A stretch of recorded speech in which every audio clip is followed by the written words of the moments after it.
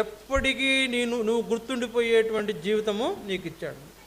చూడండి, మన జీవితం అట్లా లేదేమో, మన జీవితం అలా ఉండాలనేది దేవుని యొక్క ఉద్దేశం. అనేక మంది భక్తులను చూడండి, పాత తరంలో భక్తుల్ని మనం జ్ఞాపకం చేసుకుంటే, బైబిల్లో ఉన్నవాళ్ళు కాకుండా బైబిల్లో లేనివాళ్ళు. బైబిల్లో ఉన్నవాళ్ళు అంటే మనం చూస్తాం, ఎవరు వాళ్ళు? ప్రతి ఒక్కరిని చూస్తాం భక్తులు. బైబిల్లో లేని భక్తులు కూడా ఉన్నారు. అంటే మన దశాబ్దంలో ఉన్నవాళ్ళు కూడా ఉన్నారు.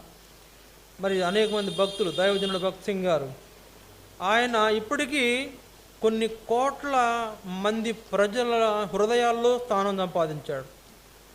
అంటే అంత గొప్పగా ఆయన పేరు నిలబడడానికి కారణం ఏంటి? దేవుడు ఆయనను ఏం చేశాడు? శోభాతిశయంగా చేశాడు.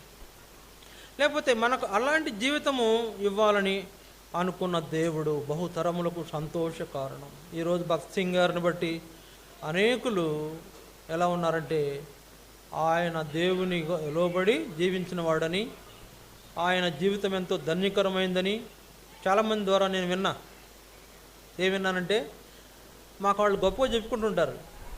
భక్త్ సింగ్ గారికి షేక్ హ్యాండ్ ఇచ్చానని ఒక ఆయన, భక్త్ సింగ్ గారు నా తల మీద చేయబెట్టి ప్రార్థన చేశాడని ఒక ఆయన, నేను భక్త్ సింగ్ గారిని చూశానని ఒక ఆయన చివరికి పడకలో ఉన్నప్పుడు కూడా వెళ్ళి రూమ్లో ఉండగా మేము వెళ్ళి చూసాము, ఆయన దర్శించుకున్నాం. అంటే అదొక గొప్ప ఫీలింగ్. అంటే దేవుని ఏర్పాటులో ఉన్న వ్యక్తిని కలుసుకున్నప్పుడు, ఆయనను మనం తాకినప్పుడు, లేకపోతే ఆయన షేక్ హ్యాండ్ ఇచ్చినప్పుడు, ఆయన చూసినప్పుడు ఈ ఆనందం పొందుతున్నారంటే అర్థం ఏంటి? దేవుడు ఆయన ఏం చేశాడు? బహుతరములకు సంతోషకారణంగా చేశాడు.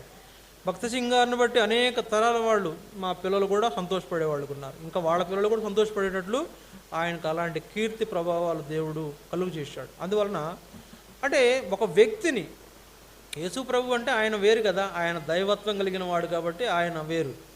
కానీ భూలోకంలో ఒక మానవుడికి అలాంటి గొప్ప శోభాతిశయమును కలుగు చేసిన దేవుడు బహుతరములకు సంతోషకారణంగా మనం ఉండాలనేదే ఆయన యొక్క ఉద్దేశం.